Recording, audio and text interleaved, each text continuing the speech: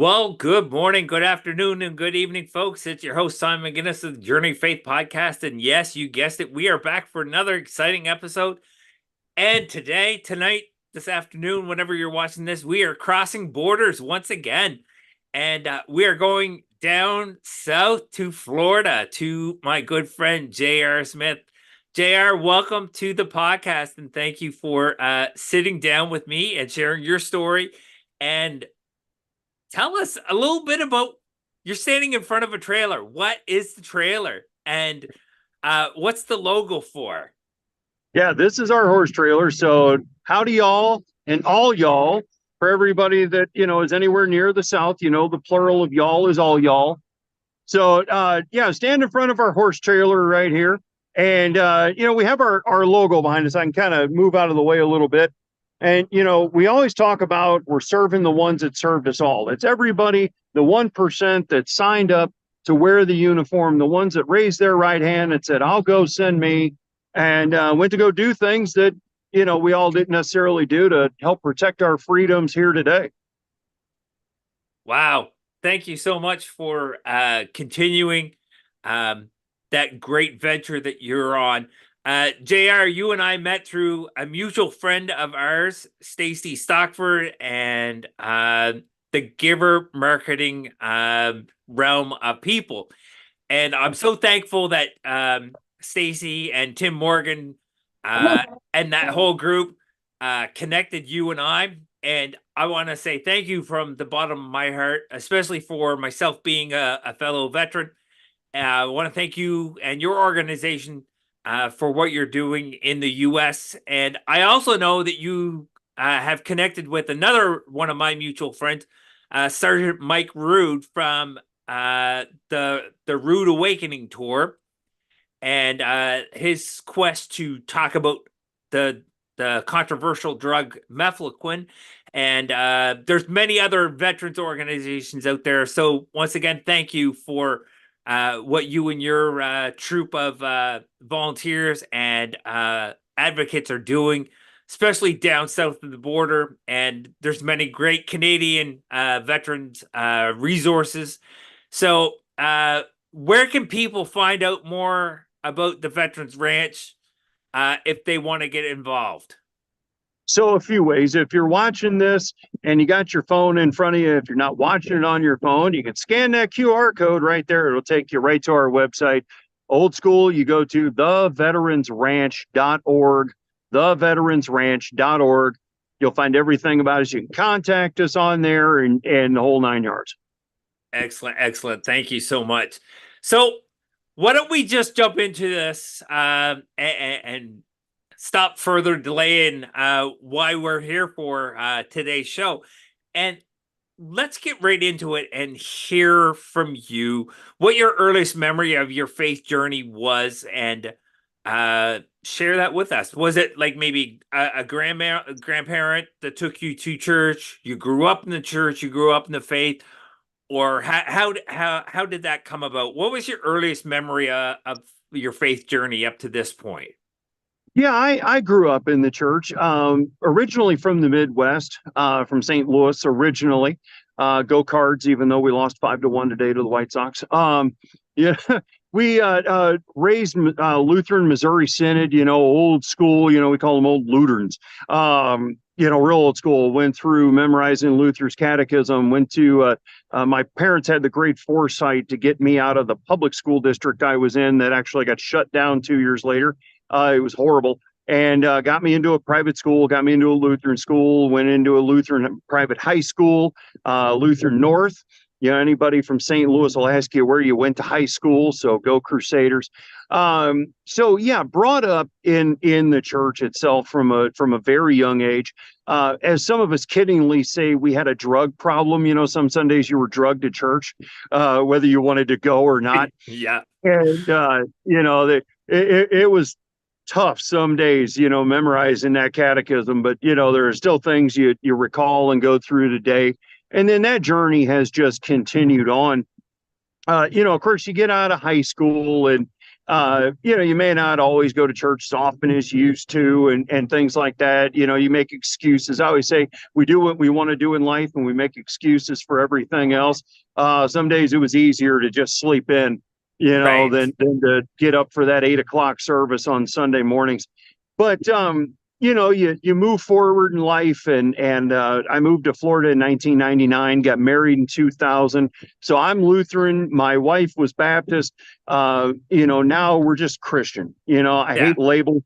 I hate, there are more things that screw up religion these days than different denominations. We all believe that the one book is the one true word of God, yet we all want to put man's spin on it, Yeah.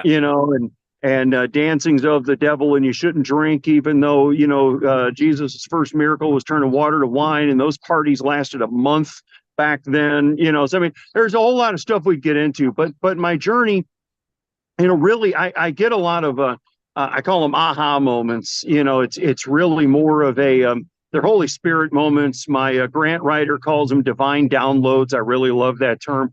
And I get a lot of things where all of a sudden something's said on a TV show, or I'm in the middle of a conversation with somebody, and you kind of get that, like, okay, you're on the right path.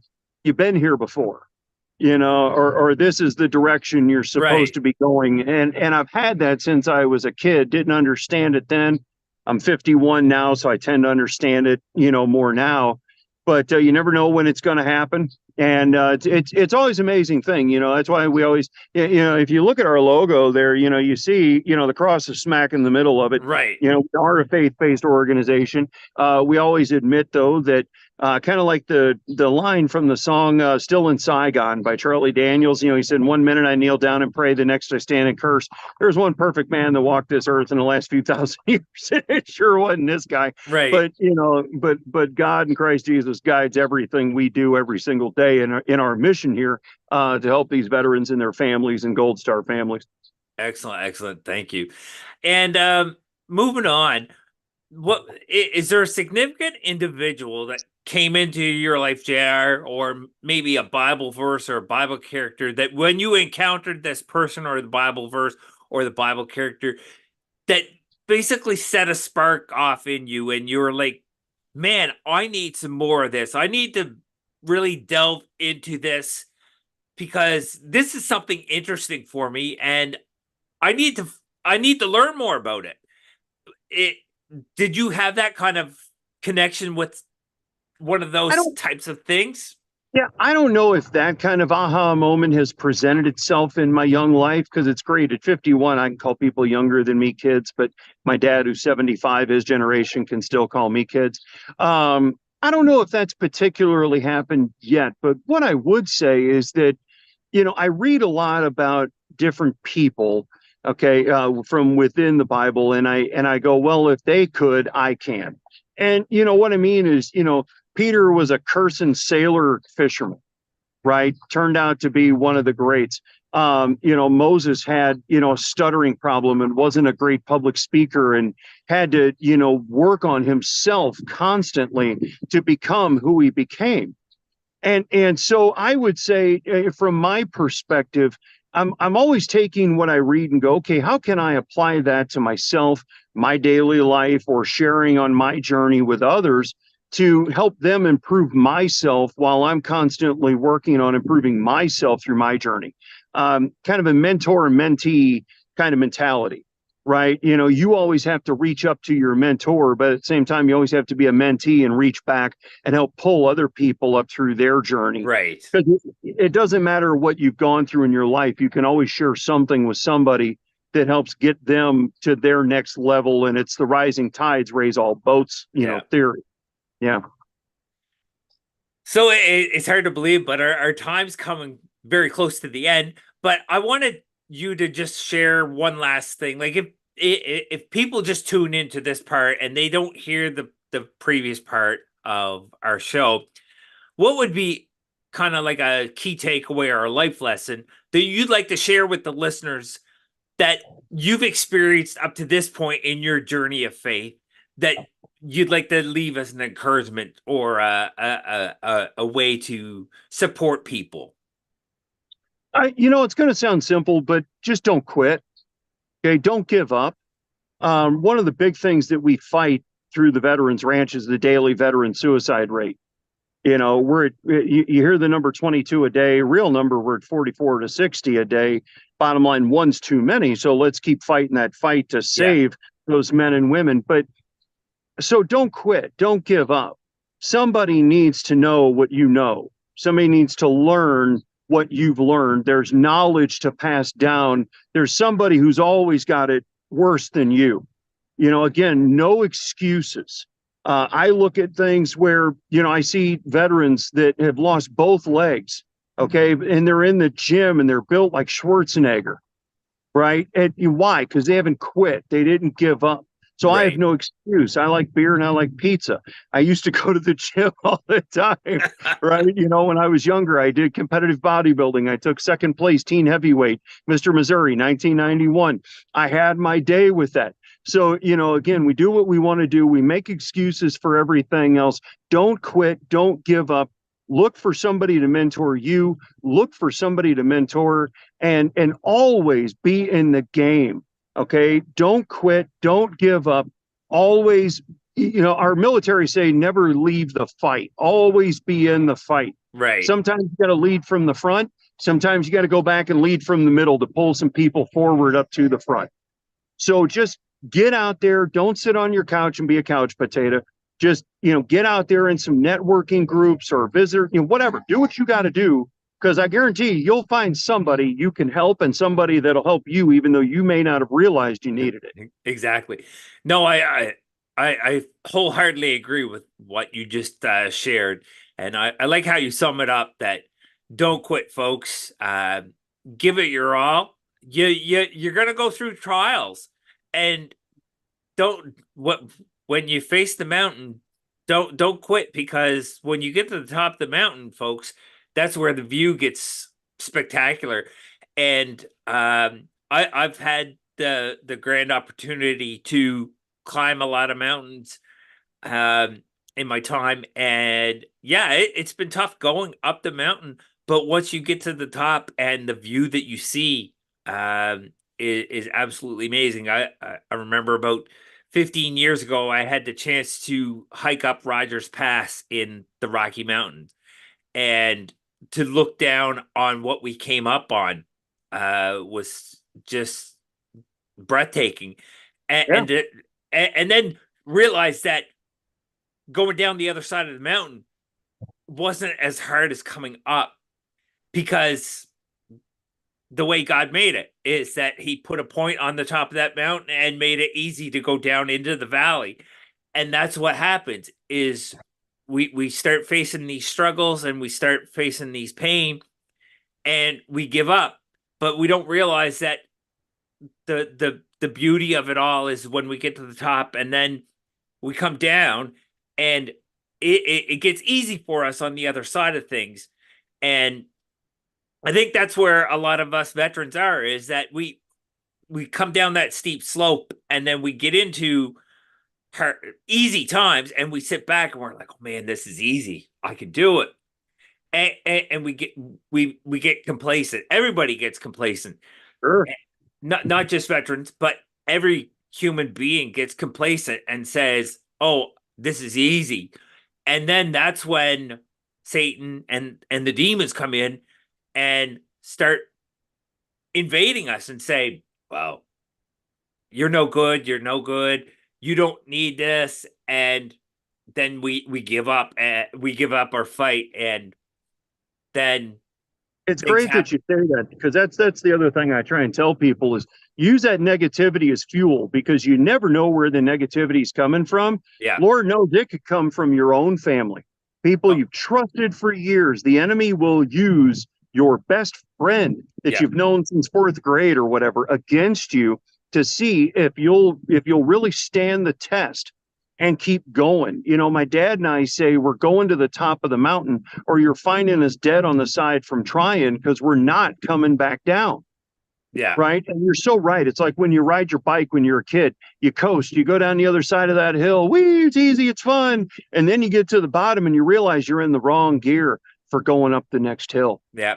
and you got to work harder and you got to get a couple of gears. And it's real tough right there because now you lost all your momentum and you got to start over. But then again, you get to the top of that next mountain, and sure, it's fun to coast a little bit, but always keep pedaling, right? Put Yeah, it in a bicycle thing. Keep pedaling downhill. Fly down that hill. Don't just coast. So when you get that next, top where you're going up, may not be as hard the next time. exactly. Pull on the evil Knievel. Be the stunt double, and There you and, go. and give it your all. And when you get to the bottom, you're gonna probably coast halfway up that hill, and then you won't have so far to travel with pedaling. Exactly. Yeah. Well, JR, I want to thank you so much for sitting down with us here at the Journey of Faith and sharing your story, and most of all, sharing about the Veterans Ranch. And I there's no words from my end that I can say to what you guys are doing with the Veterans Ranch. It means so much to myself, and I know many other veterans around North America that are so thankful that they come into connection with you. And I got to give a shout out to Stacy for connecting you and I. And thank you so much for sitting down. And I look forward to continuing building on the friendship that we've built over the last year and a half and all that. And thank you so much for your support cross border. And I look forward to continuing to advocate for the Veterans Ranch here in Canada and helping you spread the word in the US. Well, it's our pleasure. Again, we're serving the ones that served us all. Thank you for your service up there, and to all of our veterans, their families. Sadly, our Gold Star families, they gave the ultimate sacrifice of a loved one for our freedoms and north of the borders freedoms as well. So yeah, we just thank you so much for your support on our end. Yeah, I mean, connections are great. It's been an amazing thing to go on this journey with you and get to know you and your team better. So we're proud to be here, and we just thank you and appreciate the time. Well, folks, that does it for another exciting episode of the Journey of Faith. If you were encouraged by JR's story, I really hope and pray that you were encouraged by JR's story. And if you want to support the Veterans Ranch, scan that QR code, go to the website, reach out to JR and his team, and help support a worthy cause.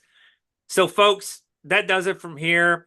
Stay tuned for another exciting episode of the Journey of Faith podcast. God bless everyone. Have a great night. Bye-bye for now.